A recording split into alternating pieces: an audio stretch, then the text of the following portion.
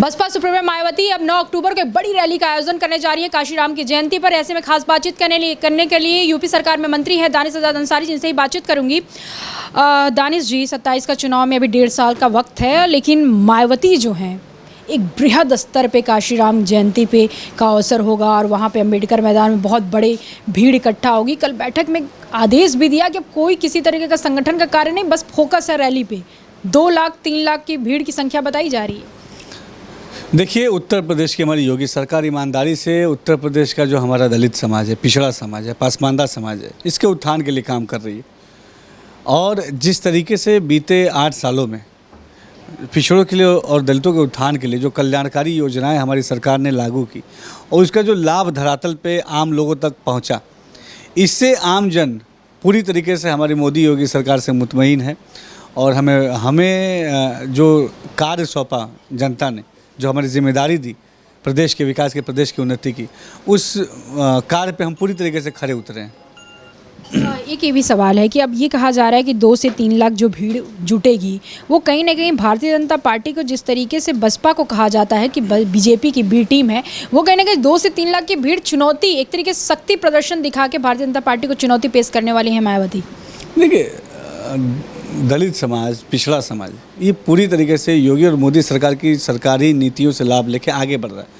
सकारात्मक तरीके से पिछले 8 सालों में हमने तमाम प्रदेश के जन जन के विकास को सुनिश्चित करने का काम किया है और हमने ईमानदारी से बिना राजनीतिक द्वेष के, बिना राजनीतिक एजेंडे के कल्याण जन तक पहुँचे, कल्याण हर व्यक्ति तक पहुँचे, इस भाव के साथ काम किया है। और यही भाव, इसी भाव ने हमें 17 में, 22 में जनता का आशीर्वाद दिया है और यही भाव हमें 27 में भी फिर से जनता के दिलों में अपना स्थान बनाने के लिए काम करेगा। एक और सवाल है, मायावती कह रही हैं कल की बैठक में कि जिस तरीके से विपक्ष और खासतौर पे सत्ता पक्ष दलितों का आरक्षण का मुद्दा हो या संविधान में फेरबदल का मुद्दा हो या अनुसूचित जाति में जो भी आरक्षण ऊपर नीचे किया जा रहा है, ये हम होने नहीं देंगे और ये हमारा प्रदर्शन इसी बात का संकेत है। ये देखिए, लोकतांत्रिक देश में सभी अपनी बातें रख सकते हैं, लेकिन देखने की बात यह है कि क्या 2017 के पहले और 2017 के बाद की स्थितियों का आकलन करने की ज़रूरत है।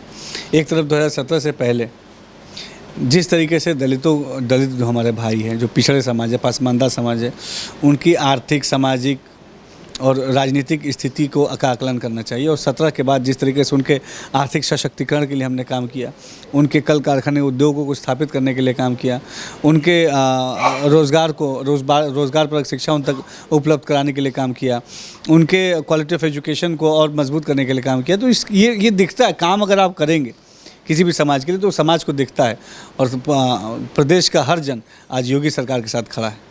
एक आखिरी सवाल है दानिश जी, वो कह रही हैं कि अल्पसंख्यकों पे भारतीय जनता पार्टी की सरकार में अत्याचार बढ़ा हुआ है और जो अनुसूचित जाति का जो आरक्षण है उसमें भी भारतीय जनता पार्टी बदलाव कर रही है। ये बैठक की बातें हैं। किसी भी तरीके के, देखिए, अल्पसंख्यक समाज के विकास को सुनिश्चित करने का काम जितना हमारी सरकार में हुआ, ऐसा पहले कभी नहीं हुआ। हमने अल्पसंख्यक समाज की शिक्षा, स्वास्थ्य, सुरक्षा, रोजगार, उद्योग, हर तरीके से अल्पसंख्यक समाज के सशक्तिकरण के लिए काम किया है। आज चाहे मदरसा शिक्षा की बेहतरी की बात हो, अल्पसंख्यक बहुल क्षेत्रों में विकास की बात हो, जो हमारी मुस्लिम महिलाएँ हैं, मुस्लिम बहनें हैं, उनके सामाजिक सशक्तिकरण की बात हो, हर तरीके से हमने उनको आगे बढ़ाने का काम किया है।